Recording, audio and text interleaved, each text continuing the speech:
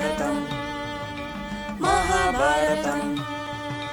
பூமியில் தர்மம் நிலைக்க, புவியில் அன்பு தழைக்க, அவனியில் அதர்மம் அகல ஆண்டவன் வந்தான் அகமகிழ. மகாபாரதம் மகாபாரதம் மகாபாரதம் மகாபாரதம்.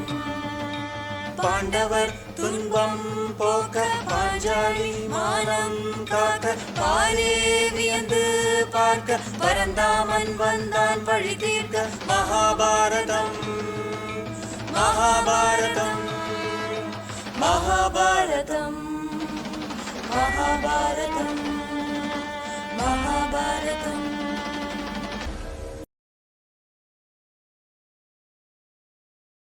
ஆனந்த சந்திரிகையின் அன்பான வாசகர்களுக்கு வணக்கம். இந்த மகாபாரத தொடரை வாசிப்பது உங்கள் வீணா ஹரிஹர். கடந்த அத்தியாயத்துல திரௌபதியை தொந்தரவு செய்த அரசனின் சகோதரனான கீச்சகனை மாறுவேடத்தில் இருந்த பீமன் கொன்றான்னு படித்தோம். கீச்சகன் இறந்து விட்டான்னு பாண்டவர்களுக்கு நிம்மதி ஏற்பட்டதா? இந்த கேள்விக்கு விடை தெரிஞ்சுக்க மேல படிக்கலாம் வாங்க. அத்தியாயம் 41. விராடனுக்கு உதவி. கீச்சகன் வதத்துடன் திரௌபதிக்கு பிரச்சனைகள் ஓயவில்லை. திரௌபதியை பார்த்து அனைவருக்கும் பயம் உண்டாயிற்று. எவ்வளவு அழகி, இதிலும் கந்தர்வர்களால் காக்கப்படுகிறாள், இவளை கண்ணெடுத்து பார்த்தாலும் ஆபத்து என்று அரண்மனையில் உள்ள அனைவருக்கும் பயம் உண்டாயிற்று. ஆதலால் அனைவரும் சுதேஷ்ணையிடம் சென்று அவளை நகரத்தை விட்டு வெளியேற்றுவதே நலம் என்று கூறினார்கள்.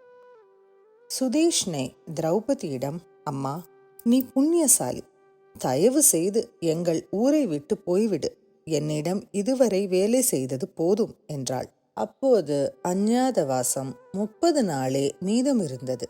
எனவே திரௌபதி சாமர்த்தியமாக சுதேஷ்ணையிடம், கோபம் கொள்ள வேண்டாம் அம்மா, இன்னும் 1 மாத காலத்தில் என் பதிகளான கந்தர்வர்கள் காரிய சித்தி அடைந்து விடுவார்கள். விராடராஜனுக்கும் உனக்கும் என்றென்றைக்கும் நன்றி உள்ளவர்களாக இருப்பார்கள். என்னை போக சொல்லாதே என்றாள். திரௌபதிக்கு கோபம் வருமே என்று பயந்து சுதேஷ்ணையும் ஒப்புக்கொண்டாள். இத்துடன் பிரச்சனை முடியவில்லை.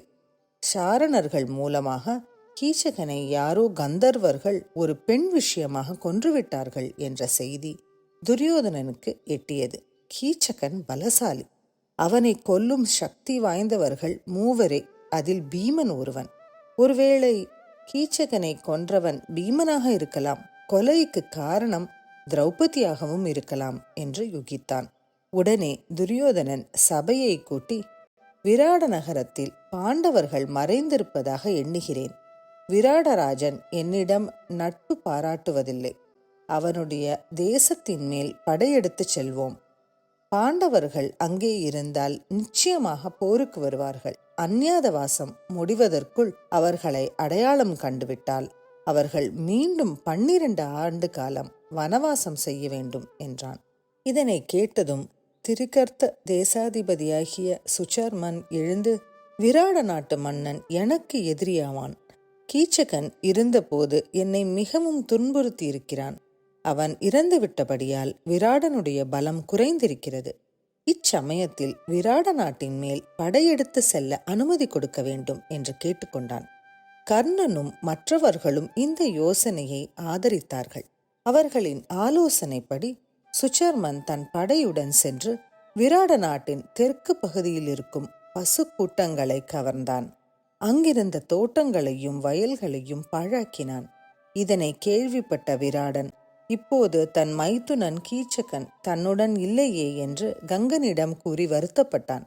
அதற்கு கங்கன் வேடத்தில் இருந்த தருமன், கவலை வேண்டாம், நான் சந்நியாசியாக இருந்தாலும் ஆயுத பயிற்சி பெற்றவன். சமையல்காரன் மல்லனையும் குதிரைக்காரன் தாமகிரந்தியையும் பசுக்காவலன் தந்திரிபாலனையும் துணையாக வர உத்தரவிடுங்கள். அவர்களும் ஆயுத பயிற்சி உடையவர்கள் என்று கேள்விப்பட்டிருக்கிறேன். அவர்களுக்கு வேண்டிய ரதங்களையும் ஆயுதங்களையும் தர உத்தரவு செய்வீராக என்று வேண்டினான். விராடனும் மகிழ்ச்சி அடைந்து அவ்வாறே செய்ய அர்ஜுனனை தவிர மற்ற பாண்டவர்கள் 4 சுச்சர்மனை எதிர்க்க சென்றார்கள். சுச்சர்மனுடைய சேனைக்கும் விராடனுடைய சேனைக்கும் கடும் போர் நடந்தது. இரு தரப்பிலும் பலர் மாண்டார்கள். சுச்சர்மன் தன் படையுடன் விராடனை சூழ்ந்து கொண்டான். விராடன் தேரை விட்டு இறங்கி யுத்தம் செய்ய வேண்டியதாயிற்று. சுச்சர்மன் விராடனை உயிரோடு பிடித்து தன் தேரில் ஏற்றி வைத்து கொண்டு செல்ல ஆரம்பித்தான். விராடனின் படைகள் தைரியம் இழந்து சிதறி ஓட ஆரம்பித்தது. அப்போது தருமன் பீமனை பார்த்து, இனி உபேட்சையாக இருத்தலாகாது, விராடனை விடுவித்து சிதறி ஓடும் சேனைக்கு தைரியம் உண்டாக்கி சுச்சர்மனை எதிர்க்க வேண்டும் என்றான். பீமன் உடனே அருகில் இருந்த மரத்தை பிடுங்க போனான். தர்மன், நீ இவ்வாறு மரத்தை பிடுங்கி சிம்மநாதம் செய்தால் உன்னை அடையாளம் கண்டு கொள்வார்கள். நீ தேரின் மேலிருந்தே வில்லை எடுத்து யுத்தம் செய் என்றான்.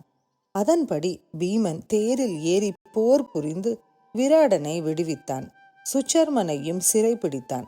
விராட நாட்டு மக்கள் சுச்சர்மன் தோல்வி அடைந்தான் என்ற செய்தியை கேட்டதும் மகிழ்ச்சியில் நகரத்தை அலங்கரித்து வெற்றியுடன் திரும்பி வரும் அரசனை எதிர்கொள்ள தயாரானார்கள்.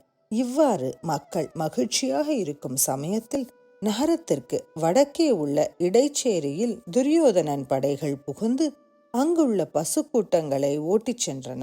இடைச்சேரியின் தலைவன் விராடனின் மகன் உத்தரனை கண்டு முறையிட்டான். இடைச்சேரி தலைவன் ஜனங்களும் அந்தப்புற மாதுக்களும் நிறைந்த சபையில் முறையிட்டதும் உத்திரன் சற்றும் யோசிக்காமல், தேரை ஓட்டக்கூடிய சாரதி இருந்தால் நான் ஒருவனாக சென்று பசுக்களை திரும்பி கொண்டு வருவேன் என்று கூறினான். இதனை கேட்ட திரௌபதி உடனே உத்தரனின் சகோதரி உத்திரை இருக்கும் அந்தப்புரத்திற்கு சென்றாள். உத்திரையிடம் எல்லோர் முன்னிலையில் உத்திரன் கூறியதை அவளிடம் கூறி பிருகன்னளை அர்ஜுனனுக்கு சாரத்தியம் செய்திருக்கிறாள். பிருகன்னளை அர்ஜுனனிடம் வில்வித்தையும் கற்றிருக்கிறாள். அவளை நீ உத்திரனுக்கு சாரதியாக செல்ல கட்டளையிட வேண்டும் என்றாள். உத்தரை தன் சகோதரனிடம் சென்றாள். தேரோட்டுவதில் பிருகன்னளை பெரிய சாமர்த்தியசாலி என்று தெரிகிறது. அவளை அழைத்து கொண்டு போய் நீ ஊரை காப்பாற்று. பிருகன்னளை அர்ஜுனனுக்கு சாரதியாக இருந்திருக்கிறாளாம். நம்முடைய சைந்தரி சொல்கிறாள் என்றாள். உத்தரன் சரி என்று சொன்னதும் உத்தரை நடனசாலைக்கு போய் அர்ஜுனனாகிய பிருகன்னளையிடம் செய்தியை தெரியப்படுத்தினாள். அர்ஜுனன் முதலில் கொஞ்சம் தயங்குவது போல் காட்டிக்கொண்டான். பிறகு ஒப்புக்கொண்டான். கவசத்தை பெற்றுக்கொண்டு யாதொன்றும் தெரியாதவன் போல் தலைகீழாக அணிந்து கொள்ள போனான். அதனை பார்த்து அந்தப்புற பெண்மணிகள் அனைவரும் சிரித்தார்கள்.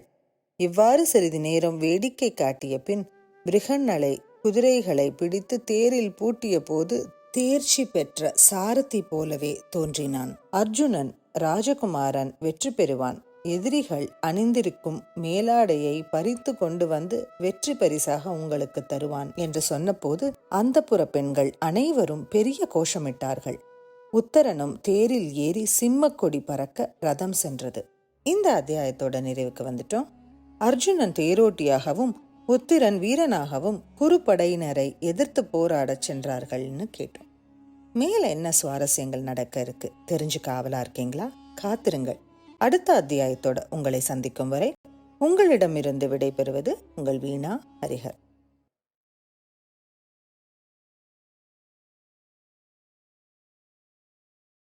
மகாபாரதம் மகாபாரதம் ஆத்திரம் கொண்டோர் அழிய ஆணவத்தால் அவரொழிய சாகசம் புரிந்தான். கண்ணன் சரித்திரம் படைத்தான் கார்வண்ணன். மகாபாரதம் மகாபாரதம் மகாபாரதம் மகாபாரதம்.